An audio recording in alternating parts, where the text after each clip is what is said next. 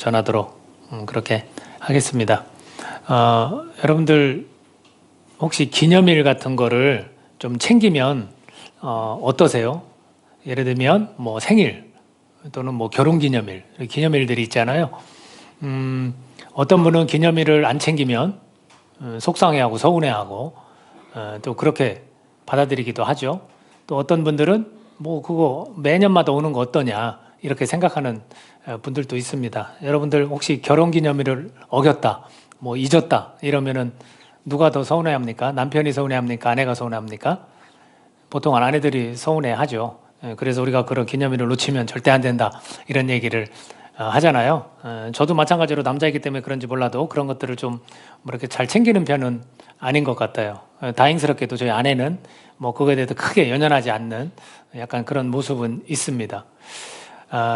혹시 오늘이 무슨 날인지 아시는 분 계세요? 제가 일부 때 물어봤더니 정월 대보름이요 이렇게 이야기를 하더라고요. 오곡밥 먹고 그죠? 어렸을 때 뭐 연두 날리고 썰매도 타고 했던 기억이 나거든요. 정월 대보름 맞습니다. 그래서 오곡밥을 하는 교회들도 있는 것 같아요. 그거 말고 오늘이 무슨 날일까? 오늘이 은혜와 영광교회 생일이에요. 근데 놀랍게도 날짜가 너무나 똑같아요. 2012년 2월 5일 날 주일날 첫 예배를 드렸거든요. 저희 가족만 모여서. 근데 오늘이 2023년 2월 5일이에요.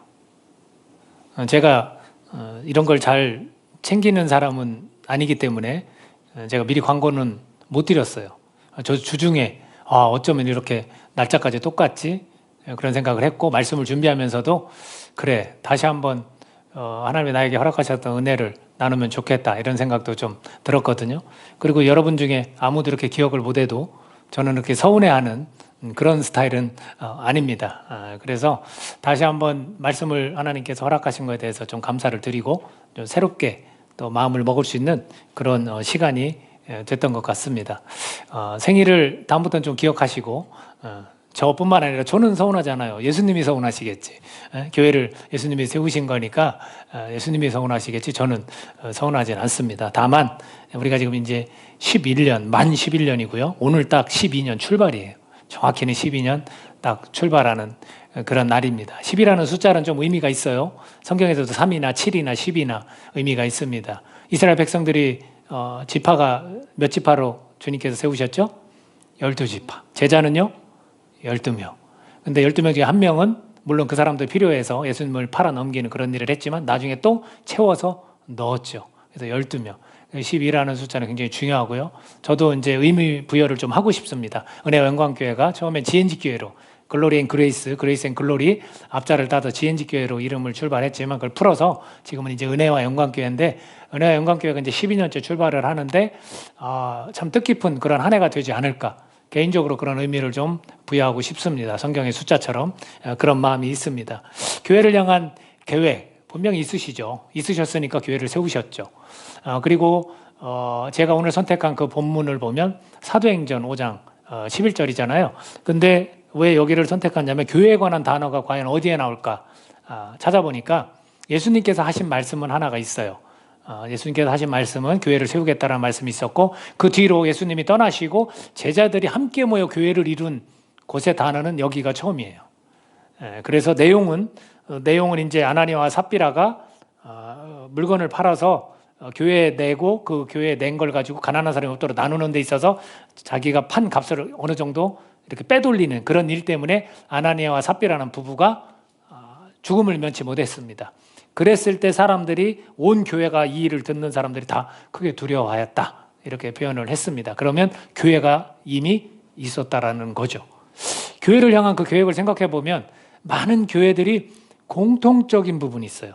그러니까 저희 교회뿐만 아니라 현재 현존하는 많은 교회들이 다 공통점이 있어요. 뭐냐면 교회는 이제 예배 공동체다. 이렇게들 이야기를 많이 해요. 그리고 선교 공동체다. 전도도 하고 선교를 해야 된다. 그런 얘기를 많이 하고요. 그다음에 섬김 공동체다. 봉사하고 구제하는 일을 해야 한다라는 이야기들을 많이 하고 있고요. 그다음에 훈련 공동체다. 훈련을 통해서 교육을 통해서 신앙이 성숙해 가야 된다. 이런 얘기 많이 하고요. 그다음에 제자 공동체다. 우리가 어떤 무리가 군중 속에 파묻혀 있는 무리가 아니라 정말로 예수님의 기적을 보고 그냥 따라다니는 무리가 아니라 예수님의 말씀을 쫓아서 계명을 따르는 제자들이다 해서 제자 공동체다. 그래서 대부분의 교회들은 이거는 다 모두가 공통적입니다. 저희들도 마찬가지예요. 그래서 교회들이 이런 공통적인 부분을 어떻게 하면 잘 이루어 나갈 수 있을까? 라고 해서 여러 가지 좀 색깔을 조금 띠게 됩니다. 특징들을 띠게 됩니다. 저희 교회도 물론 특징이 마련되어야 되고 있을 겁니다. 이 5가지를 잘 해나가기 위해서 특징들이 분명히 있을 건데 저는 우선은 왜 이 처음 교회가 이렇게 등장했을 때 그럼 처음 교회의 모습을 살펴보면 우리에게 도전이 되지 않을까 그런 생각을 가져봅니다. 그리고 처음 교회가 이런 모습으로 이와 같은 공동체의 모습을 잘 만들어 갔다라는 것을 볼 수 있듯이 우리에게도 어떤 특징이 있다라는 것을 말씀드리고 싶습니다. 그래서 초기 교회를 좀 살펴보면 좋을 것 같고요. 우선은 교회가 이런 초기 교회에 있기 전에 주님께서 하신 말씀이 분명히 있습니다. 그것을 한번 보겠습니다. 그 예수님의 계획인데 마태복음 16장 18절을 같이 한번 읽어볼까요? 자, 시작. 또 내가 내게 이르노니 너는 베드로라. 내가 이 반석 위에 내 교회를 세우리니 음부의 권세가 이기지 못하리라. 그러니까 어떤 음부의 권세, 사망의 권세가 교회를 넘보지 못한다는 거예요. 거꾸로 교회는 생명이기 때문에 이렇게 대치 상황 속에서 분명히 교회가 이길 것이다, 승리할 것이다 이렇게 말씀하시는 거고요. 교회를 세운다는 거예요. 예수님의 계획은 제자들한테 교회를 세운다는 거예요. 그래서 지금도 교회가 이 땅에 상당히 많은 교회가 우리나라뿐만 아니라 전 세계적으로 교회가 다 있습니다. 그래서 주님의 약속은 그대로 이루어 가고 계신 거고요. 교회가 누구 교회라고 말씀하십니까? 내 교회다. 예수님의 교회다. 라는 거예요. 예수님이 직접 그래서 성경에서는 피로 사신 교회 이렇게 표현을 합니다. 피를 흘려 세워진 교회. 피를 흘렸다는 것은 우리의 죄를 용서해 주시고 죄를 용서받은 자들이 모여서 함께 하나님께 예배드리고 여러 가지 사역들을 감당하는 그리스도인들, 그 그리스도인들을 교회라고 그러거든요. 그래서 내 교회, 내 사람들 이런 의미입니다. 그래서 주님께서는 저렇게 우리에게 말씀해 주셨고 우리 교회도 마찬가지로 주님께서 세우신 교회예요. 그러면 우리를 교회를 향한 주님의 계획이 분명히 있다라는 거죠. 초기 교회도 마찬가지죠. 제자들을 통해서 계획이 있었거든요. 그 계획을 어떻게 펼쳐가셨는지를 초기 교회를 좀 보겠습니다. 여러분이 펼쳐진 성경 우리가 5장을 지금 사도행전 5장을 보고 있는데 그 옆에 4장 23절을 한번 보고요. 제가 쭉 읽어나가겠습니다. 여러분 귀로 듣고 눈으로 따라오십시오. 사도들이 노임에 그 동료에게 가서 제사장들과 장로들의 말을 다 알리니 그들이 듣고 한 마음으로 하나님께 소리를 높여 이르되 대주제여 천지와 바다와 그 가운데 만물을 지은 이시요 또 주의 종 우리 조상 다윗의 입을 통하여 성령으로 말씀하시기를 어찌하여 열방이 분노하며 족속들이 허사를 경영하는고 세상의 군왕들이 나서며 관리들이 함께 모여 주와 그의 그리스도를 대적하도다 하시니로소이다. 과연 헤롯과 본디오 빌라도는 이방인과 이스라엘 백성과 합세하여 하나님께서 기름 부으신 거룩한 종 예수를 거슬러 하나님의 권능과 뜻대로 이루려고 예정하신 그것을 행하려고 이 성에 모였나이다. 주여 이제도 그들의 우협함을 굽어보시옵고 또 종들로 하여금 담대히 하나님의 말씀을 전하게 하여 주시오며 손을 내밀어 병을 낫게 하시옵고 표적과 기사가 거룩한 종 예수의 이름으로 이루어지게 하옵소서 하더라. 빌기를 다음에 모인 곳이 진동하더니 무리가 다 성령이 충만하여 담대히 하나님의 말씀을 전하니라. 아멘. 자, 이 장면은 왜 나왔냐면 베드로와 요한이 병자를 고쳤다가 예수 그리스도가 부활하셨다고 이야기했다가 잡혀갔어요. 잡혀갔는데 그들이 아직까지 잡아가서 어떻게 해코지는 못하고 겁만 줬어요. 그리고 때로는 또 때려서 밖으로 내보내는 그런 일도 사실 있었고 감옥에 갇혔다가 천사를 통해서 그들을 꺼내서 성전에서 가르치는 일도 있었습니다. 근데 지금 이 장면은 뭐냐면 그런 위협을 당하고 겁박을 당하고 그 이야기를 전했더니 지금 사도들이 노임에 그 동료들과 가서 제사장과 장로들의 말을 다 전했어요. 제사장과 장로들이 예수님을 전하면 가만 안 두겠다 했다는 거예요. 그랬더니 이 사람들이 지금 뭐 하고 있냐면 모여서 기도하고 있는 거예요. 그래서 31절에서 빌기를 다음에 모인 곳이 막 진동하고 성령이 충만해서 담대함을 얻고 막 복음을 다시 전하기 시작하는 거예요. 여러분 초기 교회의 이 특징이 뭐냐면 기도하는 교회라는 거예요. 모이면 기도하는 거예요. 우리 교회가 삶에서 힘들고 어려우면 모여서 기도하는 곳이 이곳이에요. 교회예요, 교회. 여러분이 만약에, 물론 가정에서도 우리가 모일 수 있어요. 그러나 여러분이 만약에 힘들고 어렵고 지친 상황 가운데, 고통 가운데 있어요. 혼자 기도한다? 이거는 말이 안 되는 거예요. 교회가 왜 있냐면 같이 기도하라고 있는 거예요. 이런 어려운 일에 처했을 때 이들은 모여서 기도했다라는 거죠. 이게 초기교회의 특징이에요. 현대교회도 마찬가지로 기도해야 되는 거예요. 힘들 때 이 장소에 함께 모여서 그것을 이야기하고 그것을 놓고 같이 기도하는 거예요. 그래서 우리가 암 환자도 놓고 아까도 기도했지만 그게 기도하는 거예요. 근데 별거 아닌 것처럼 생각하고 혼자 기도하지 마세요. 같이 기도해야 되는 거예요.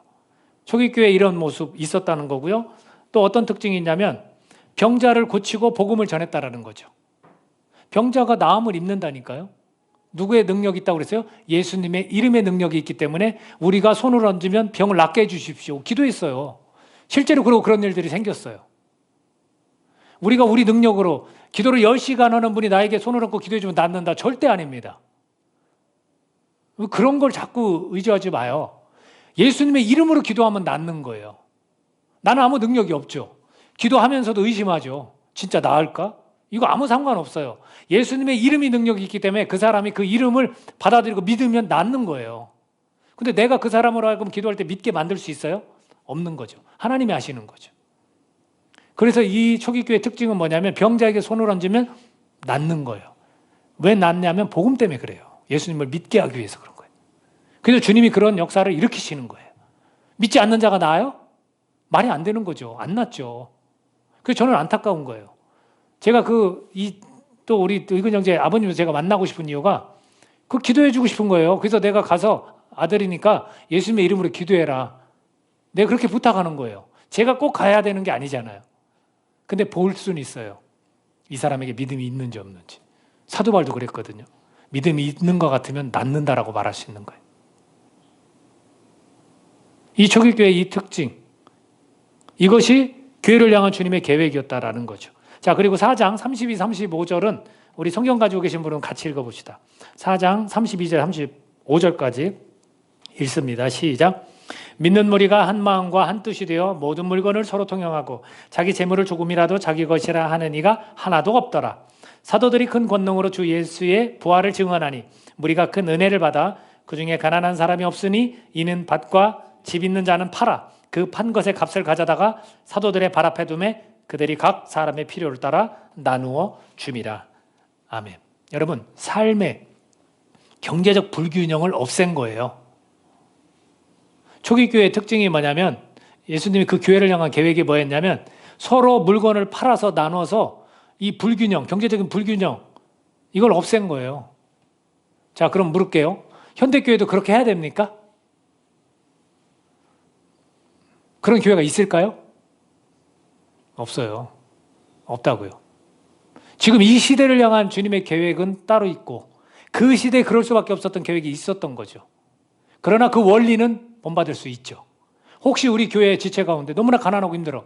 그럼 어떻게 해야 돼요? 오른손이 하는 일 왼손이 모르게 한다거나 교회에 어떤 그런 구제 창고를 만들어서 그것을 가지고 건넬 수 있다거나 받는 사람도 그거를 자존심 상해하지 말고 내가 교회 지체니까 그걸 받아들이고 하나님께 감사한다거나 이런 것은 현대에도 할 수 있다고 저는 믿습니다. 그러나 모든 걸 다 팔아서 이렇게까지는 안 돼요. 근데 이렇게까지 한 게 초기교회의 특징이에요. 근데 또 이유가 있어요. 왜 그러냐면 그 당시에는 로마의 압제 속에 있었단 말이에요. 경제적으로 힘들다고요. 서로 힘들다고요. 그리고서 주님을 찬양하고 예배드리는 것도 눈치를 봤단 말이죠. 그 가운데 그들이 모여서 함께 힘쓰고 기도할 때 서로의 사정들도 이야기하고 또 그것을 이 압제받는 로마 속에서 더 이게 결속력이 생기고 그 속에서 나눌 수밖에 없는, 나눠주지 않으면 굶어 죽는 이런 일들이 생기니까 환경이 그랬던 거죠. 오늘날에는 사실 그런 일이 교회 안에는 없어요.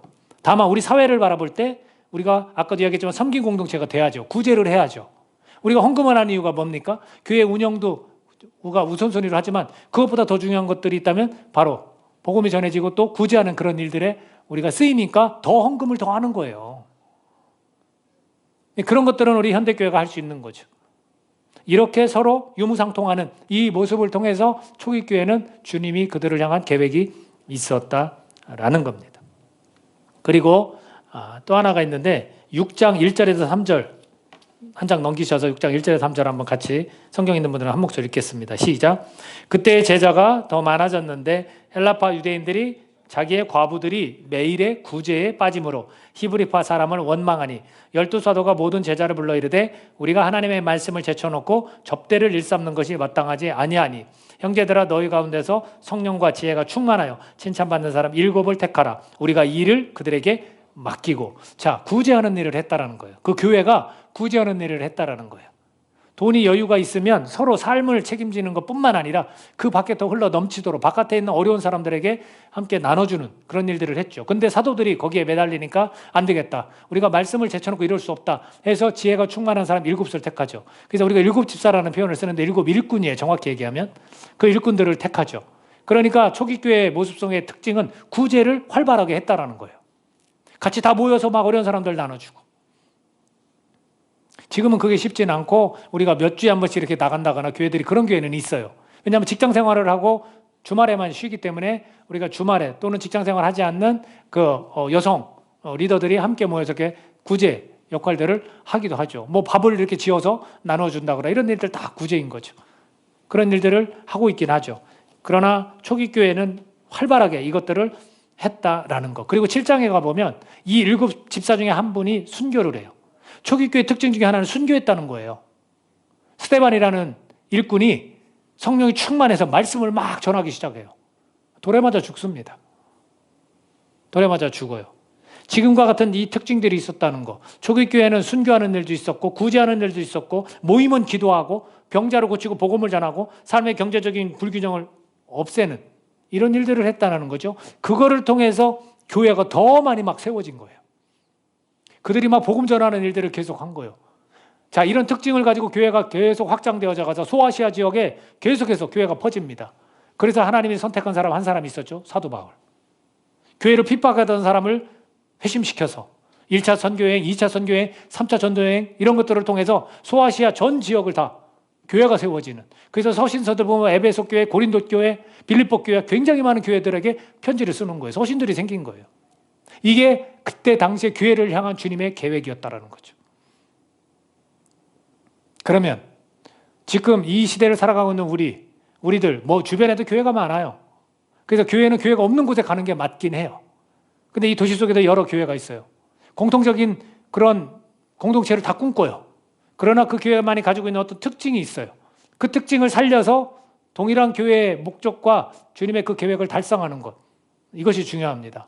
2012년 2월 5일 교회가 처음 출발을 했습니다. 우리 가족만 모였어요. 그랬을 때 그 한 달 동안 하나님이 아주 거침없이 말씀을 주신 게 있어요. 그게 너무 제가 놀랐어요. 말씀을 준비하려면 시간도 걸리고 고민도 하고 이번 주에는 어떤 말씀을 전해야 되지? 굉장히 그런 시간들이 좀 있거든요. 솔직히 말하면 그냥 팍팍 설교가 나오는 게 아니거든요. 근데 그 당시에는 한 주 이것을 너무나 명확하게 주신 거예요. 너무나 어떤 면에서는 편하게 정해서 전했어요. 그래서 그 4가지를 우리가 철치 스피릿, 우리 교회 정신이라고 제가 정했습니다. 너무나 중요하고 너무나 그것이 갑작스럽게 나한테 주신 거라서 그걸 정했거든요. 그래서 다시 한번 우리가 12년을 출발하면서 다시 한번 그 정신을 가지고 이 특징을 가지고 하나님이 우리 교회를 향한 그 계획을 발견하고 교회가 든든히 서서 갈 수 있도록 그렇게 간절한 마음을 담습니다. 첫 번째가 뭐냐면요. 우선 누가복음 15장 32절 한번 읽어볼까요? 자, 읽겠습니다. 시작. 이 내 동생은 죽었다가 살아났으며 내가 잃었다가 얻었기로 우리가 즐거워하고 기뻐하는 것이 마땅하다 하니라. 주님께서 저에게 이 교회를 개척하면서 저런 말씀을 주셨어요. 잃어버린 양, 잃어버린 사람. 2 종류입니다. 죽었다가 살아났다고 표현한 것처럼 죽은 자들이 있어요. 영혼이 죽은 자들이 있어요. 이것은 먼 미래에 우리가 심판받을 수밖에 없는 그 영혼들을 말해요. 그 사람, 그 잃어버린 사람들을 우리 찾아야 돼요. 교회가 수평이동이 잦아지게 일어나는 일 달가운 게 아닙니다. 주님께서 계획하신 것은 죽어가는 영혼을 살리는 게 교회의 일이고 그것이 부흥입니다. 그래야 교회가 차고 넘치는 거지. 그리고 또 하나, 아버지 곁을 떠났던 둘째 아들 이야기예요. 주님 품 안에 있었어요. 교회를 섬겼어요. 예수님을 믿는다고 그래도 예배 현장에 있었어요. 이런 사람들을 다시 한번 주님 앞으로 돌아오게 회개하고 다시 한번 돌아오게 만드는 겁니다. 그래서 은혜왕건교회 이 정신 뭡니까? 잃어버린 양. 그걸 찾아 나서는 거예요. 내가 10년을 신앙생활을 했다. 그럼 적어도 내가 1명, 2명에게 복음을 전한다. 그런 다짐을 하셔야 돼요. 꼭 교회 데리고 와야 되는 게 아니라 내가 입술을 열어 복음을 전하면 되는 거예요. 스데반이 누구를 교회로 데리고 왔습니까? 아니에요. 성령이 충만해 그냥 복음을 전한 거예요. 그러다 순교했어요. 그 파급 효과가 얼마나 컸는지 몰라요. 교회가 더 하나 되는 거예요. 그런 것처럼 내가 복음을 그냥 전하면 되는 거예요. 일상생활 속에서 내가 입을 열어 전하면 되는데 근데 그게 쉬워요? 쉽지 않죠. 두 번째 한번 볼까요? 베드로전서 1장 22절 같이 읽겠습니다. 시작. 너희가 진리를 순종함으로 너희 영혼을 깨끗하게 하여 거짓이 없이 형제를 사랑하기에 이르렀으니 마음으로 뜨겁게 서로 사랑하라. 여러분 교회 가니까 입술로 이 립 서비스를 얼마나 잘하는지 몰라요. 축복합니다. 사랑합니다. 그래놓고 저 사람이 어려움이 닥치면 나 몰라라 하는 거예요. 그게 사랑입니까? 사랑 아니죠. 그리고 가보면 끼리끼리 자기하고 잘 맞는 사람끼리 친교를 하더라고요. 그것도 참 어느 면에서는 이해가 너무 사람이 많으면 이해가 되지만 그렇지 않은 작은 교회에서는 그럴 필요가 전혀 없는 거죠. 세리들도 그렇게 한다고 했거든요. 죄인들도 그렇게 한다고 그랬어요. 서로 좋아하는 사람 좋아하고 사랑하는 사람 사랑하고 어렵지 않아요. 그러나 우린 그렇지 않아요. 원수까지도 사랑하라 말씀하시는데 이 안에 원수가 어디 있어요? 다 거듭난 사람들, 예수님을 믿으려 하는 사람들, 그런 사람들이니까 이 마음으로 뜨겁게 사랑해야죠. 서로 사랑하라는 거예요. 항상 이야기 드리지만 왜 사랑이 아니에요. 혼자 사랑하는 게 아니에요. 같이 사랑해야 돼요. 그래야 여기에서 하나님이 살아계시구나라는 것을 우리가 느끼고 많은 세상 사람들이 그래, 교회라는 곳은 하나님이 살아계신 곳이구나 이렇게 느끼는 거예요. 우리의 사랑 때문에. 그래서 주님께서는 이것을 저에게 허락하신 거죠. 우리 교회가 서로 뜨겁게 마음을 다해 사랑할 수 있는 교회가 되기를 간절히 바랍니다. 이게 진짜 교회 아닙니까? 사랑이 넘치는 교회. 다른 무엇보다 중요한 거 아니라 사랑이 가장 중요한 교회.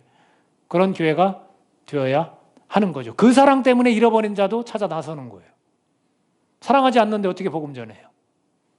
너무 사랑하니까 저 사람이 죽으면 안 되고 심판받으면 안 되니까 복음 전하는 거예요. 저 사람이 열심히 예수님을 믿다가 실망해서 교회한테 실망해서 사람한테 실망해서 저렇게 방황하고 있으니 너무나 안타까운 게 그게 사랑 아닙니까? 그 사람에게 복음을 전하는 거죠. 그 사람에게 욕을 먹더라도 매를 맞더라도 전하는 거죠. 그래서 우리가 교회가 이렇게 서로 뜨겁게 사랑하라고 베드로는 깨닫고 공동체에게 이렇게 말해주고 있는 겁니다. 세 번째를 한번 볼까요? 누가복음 24장 32절. 잃어버린 영혼을 찾든 서로 사랑하든 이것을 하려면 다음 지금 이 말씀이 있어야 돼요. 자, 같이 읽겠습니다. 시작. 그들이 서로 말하되 길에서 우리에게 말씀하시고 우리에게 성경을 풀어주실 때에 우리 속에서 마음이 뜨겁지 아니하더냐 하고.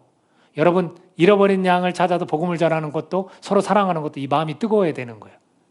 저것을 정확히 헬라어로 표현하면 마음이 불타지 아니하더냐. 하나님의 말씀을 들었더니 하나님의 말씀을 설명해 줬더니 막 이 속에서 막 속이 불타는 거예요. 너무나 막 만족하고 영혼이 풍성한 거예요. 뜨거운 거예요. 막 내가 복음을 전하지 않으면 안 되는 거예요. 너무나 기쁘고 좋은 거예요. 여러분 예배에 와서 우리가 말씀을 듣는 게 바로 그런 거예요. 이 말씀이 이런 말씀이었구나라고 깨달으면 이 속에서 힘이 나는 거예요. 영혼이 살아나는 거예요. 하나님의 말씀은 운동력이 있다고 그랬거든요. 그리고 날선 어떤 검보다 예리하다고 그랬거든요. 살아있는 하나님의 말씀이 우리를 살립니다. 우리를 뜨겁게 합니다. 우리를 불태웁니다. 그래서 그 마음으로 서로 뜨겁게 사랑할 수 있는 것이고 그 마음으로 잃어버린 영혼에게 복음을 전할 수 있는 것입니다. 믿으십니까? 그래서 말씀이 중요한 거예요. 그래서 말씀을 전하는 교회, 말씀을 공부하는 교회, 말씀을 묵상하는 교회, 말씀을 해석하고 말씀을 적용하는 교회, 그렇게 가라는 거예요. 그래서 이 설교 때 웬만하면 저는 뭐 일반적인 얘기 잘 안 하잖아요. 지금 이거 얘기하기도 바쁘고 이거 얘기하면 막 나도 내가 힘이 나고 너무나 좋은데 충만한데 다른 얘기를 못 들어합니까? 이게 핵심이고 이게 진리인데. 물론 요리를 원재료 갖다가 주면 맛이 없지만 좀 이렇게 요리를 해서 주면 더 맛있긴 하죠. 저도 그래서 그런 것들을 잘 하면 좋지만 저는 그런 능력은 없는 것 같고 이 살아있는 그냥 말씀 그대로 좀 우리가 이렇게 날 것 같지만 이걸 가지고 서로 나누고 이게 순종해 보자 이런 뜻에서 이야기를 하는 거죠. 그래서 말씀이 중요해요, 여러분. 그래서 우리가 일상 속에서 계속 말씀을 읽자라고 제가 제안하는 거. 우리가 성경도 몇 독 하고 그러잖아요. 아무것도 아닌 것 같지만 이것이 누적되고 쌓이다가 내가 어느 순간 깨달으면 그래, 이 말씀만 가지고 나는 살아가도 되는구나 결심만 하면 쓰임받을 수 있는 거예요. 계속 우리는 방황하잖아요, 사실. 예수님 믿지만, 말씀을 항상 읽지만, 순종도 어느 정도 한다지만 우린 계속 방황해요. 온전히 다 드리지 못하거든요. 이게 하나님 앞에서 솔직한 고백이에요. 그래서 교회가 존재하는 것 같아요. 교회를 통해서 계속 이것을 다시 한번 리프레시하고 다시 한번 주님 앞에 영적으로 충전하는 이런 일들을 교회 예배를 통해서 우리가 하니까요. 그래서 우리 교회 주신 정신으로 그래, 우리 마음이 뜨거우려면, 영혼이 살아나려면 말씀밖에 없구나. 하나님이 희한하게 저희 11년 동안 상처받은 우리 지체들 많이 보내주신 거 기억하시는 분도 있을 거예요. 근데 저에게는 그런 능력이 없어요. 저는 물론 상처를 많이 받았던 사람이고 예수님으로 인하여, 말씀으로 인하여 다 치유된 사람이긴 해요. 물론 그럼에도 불구하고 또 어떤 부분에서 상처를 받기도 하고 주기도 하죠. 근데 저희 교회 어떤 분들이 회복이 많이 돼서 가셨어요. 그러니까 이게 이 완벽성이라는 거, 완벽주의라는 거 우리가 골치 아픈데 완벽하게 회복되지는 않아요. 주님 만나는 그날까지 우리는 계속해서 그렇게 가는 것 같은데 그래도 상당히 많이 회복돼서 정상교회에 올라온 분들이 꽤 있었거든요. 근데 그분들이 어떻게 해서 회복됐을까라고 했을 때 딱 두 가지였어요. 하나는 뭐냐면 이 말씀이었어요.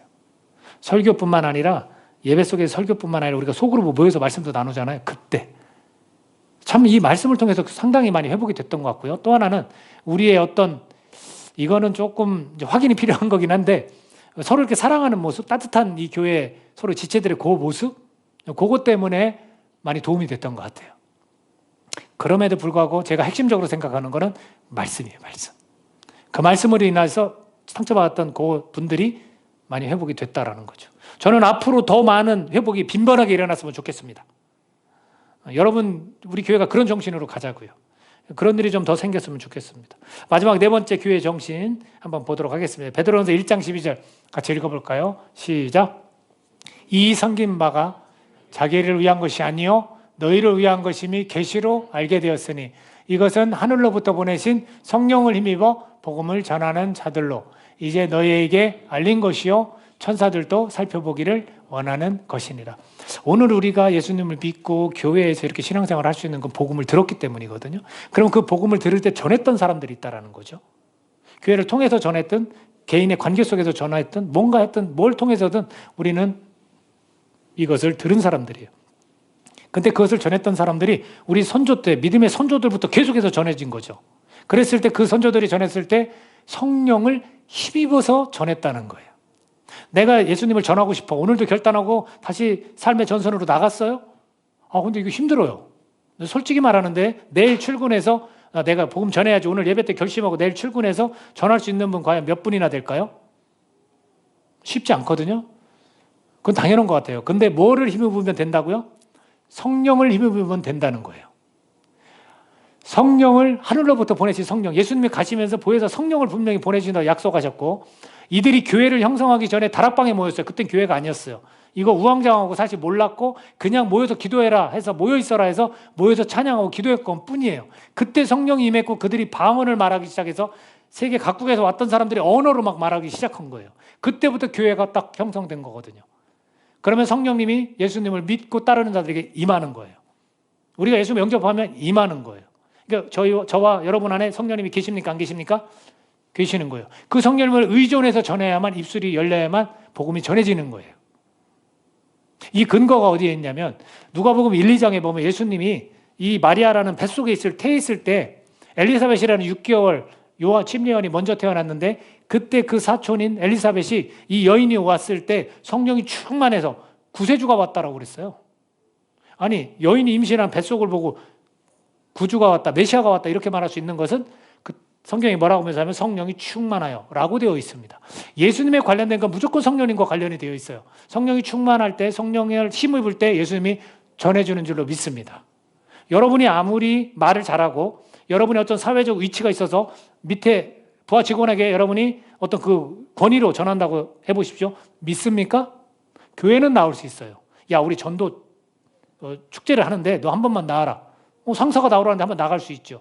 믿는 거와는 다릅니다. 성령을 힘입어야만 복음이 전해지는 거예요. 그래서 우리가 복음을 전할 때 우리의 어떤 능력과 개인의 재주, 달란트 이런 거로 전하는 게 아니라 성령님을 힘입어서 전할 수 있기를 바랍니다. 이 네 가지 정신, 이것이 저희 교회의 특징이라 할 수 있어요. 코카콜라 사장이 그랬나요? 내 몸속에는 코카콜라가 흐른다? 말도 안 되는 소리지만 그만큼 결연하잖아요. 의지가 있다라는 거잖아요. 그것처럼 은혜와 영광교회 지체들은 이 정신이 우리 안에 아주 배어 있는 거예요. 찌들어 있는 거예요. 서로 사랑하고 잃어버린 영혼을 향한 그 마음이 크고 또 성경 말씀으로 우리가 마음이 뜨거워지고 또 내가 복음을 전하되 내가 성령을 힘입어서 전하는 이것을 언제나 기억하면서 우리 교회를 향한 주님의 계획을 우리가 하나하나씩 이루어가서 예배 공동체가 되어지고 선교 공동체가 되어지고 섬긴 공동체가 되어지고 제자 공동체가 되어지고 훈련 공동체가 되어지는 그래서 온전한 교회의 모습을 우리가 이루어가는 그런 은혜와 영광교회가 되시기를 예수님의 이름으로 축복합니다. 이것을 잊지 않고 우리가 12년에 이렇게 출발할 때 다시 한번 이 정신을 부여잡고 우리가 나아갔으면 좋겠습니다. 이것을 꼭 기억하면서 내가 삶을 이렇게 살아야지, 내가 교회 공동체 이렇게 이루어가야지 라고 결심하실 수 있기를 간절히 바랍니다. 이 시간 우리 기도할 때